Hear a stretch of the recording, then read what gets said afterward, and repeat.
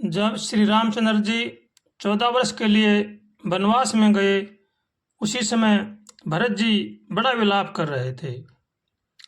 तब उनके गुरुजी वशिष्ठ जी ने उनको समझाया और बताया कि सुनहु भरत भावी प्रबल, बिलख कहूँ मुनिनाथ, हानि लाभ जीवन मरण, जस अपजस विधि आत।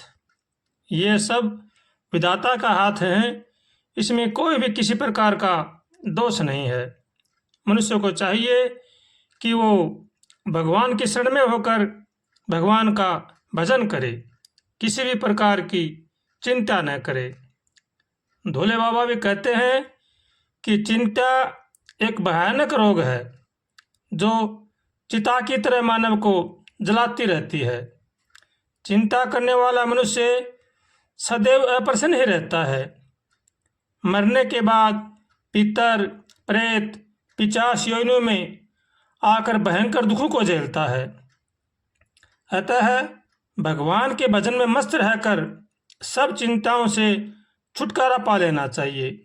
कोई भी काम हो उसे पूरा करने का पूरा प्रयत्न करना चाहिए, और जो तुमसे न हो तो उसको भगवान के ऊपर छोड़ देना चाहिए। भगवान से हमेशा प्रार्थना करें, एकदम भगवान के भजन में मगन हो जाना चाहिए। बस इसी में सार्थकता है। बिना भगवान के भजन के जीव का कोई भी साथी नहीं है। दुनिया में रहने का एक ही तरीका है, कोई कुछ भी करता रहे, अपने को उसमें संबंधित न होने दो। तटस्थ भाव से भगवान के भजन में लीन हो जाओ। सारी प्रार्थनाओं का यही सार है कि हम अपने दिल में भगवान को बसा लें। इसलिए हरदम भगवान से प्रार्थना करें, हे नाथ हमें सद्बुद्धि दो, सद्विचार दो, ताकि संसार की बुराई से बचें। ऐसे भगवान से उठते बैठते, खाते पीते, चलते फिरते भगवान से रोज प्रार्थना करें और सबका भला सोचें, सबका भला करें और भगवान का होकर के भगवान का भजन करें। श्री कृष्ण भगवान भी गीता जी में कह रहे हैं, जो मेरे शरण होकर मेरा भजन करता है, मैं उसको सब चिंताओं से मुक्त कर देता हूँ। इसलिए भगवान का होकर के भगवान का भजन करें और सबको भगवान का अंश समझें। किसी का अपनापन न करें, किसी से घृणा न करें। ईर्ष्या, घृणा, राग, द्वेष ये हमारे महान शत्रु हैं। इनको हमें अंदर से निकाल देना चाहिए। किसी का अपमान करना हमारा खुद का अपमान करना है। इसलिए भगवान से प्रार्थना करें, हे नाथ हमें सद्बुद्धि दो, सद्विचार दो, ताकि संसार की बुराई से बचें। ऐसे कातर स्वर से भगवान से प्रार्थना करनी चाहिए और सबका भला सोचना चाहिए, सबका भला करना चाहिए। जितना हो सके उसमें भगवान का भजन चिंतन करना चाहिए और चिंता से मुक्ति पा लेनी चाहिए, क्योंकि चिंता बड़ा ही भयानक रोग है। यह हर मनुष्य के लगा हुआ है। इसलिए भगवान से हमेशा प्रार्थना करें और भगवान का होकर के भगवान का भजन करें, तो भगवान हमारी प्रार्थना जरूर ही सुनेंगे।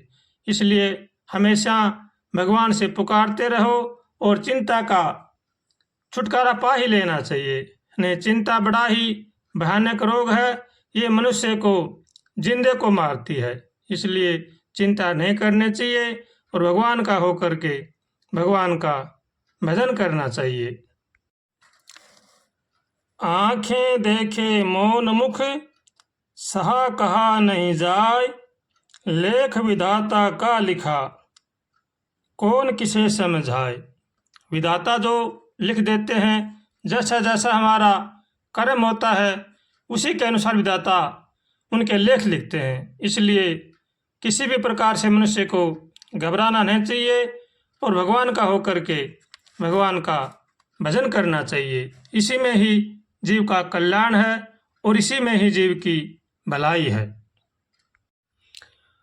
हो चिंता करे भलाय हमारी, इस माया जंजाल की, हर बलिहारी बलिहारी बोलो, दशरथ नंदन लाल की। जिस मालिक ने जन्म दिया है, अन्न वस्त्र भी वो देवेगा, सिर ढकने को छत भी देगा, खबर हमारी लेवेगा।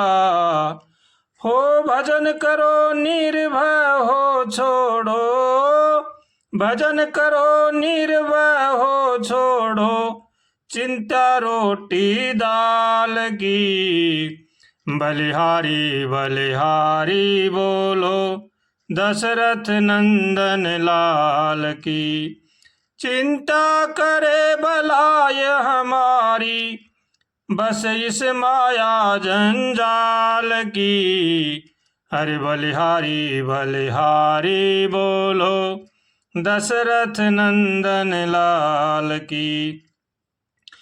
होगा भाग्य से मिलेगा चाहे, घर में हो या बाहर हो, भाग्य बिना कोई भोग न पावे, चिट्ठी हो या नाहर हो। शांत रहो हर हाल में तुम, शांत रहो हर हाल में तुम, और शरण रहो गोपाल की। अरे बलिहारी बलिहारी बोलो, दशरथ नंदन लाल की।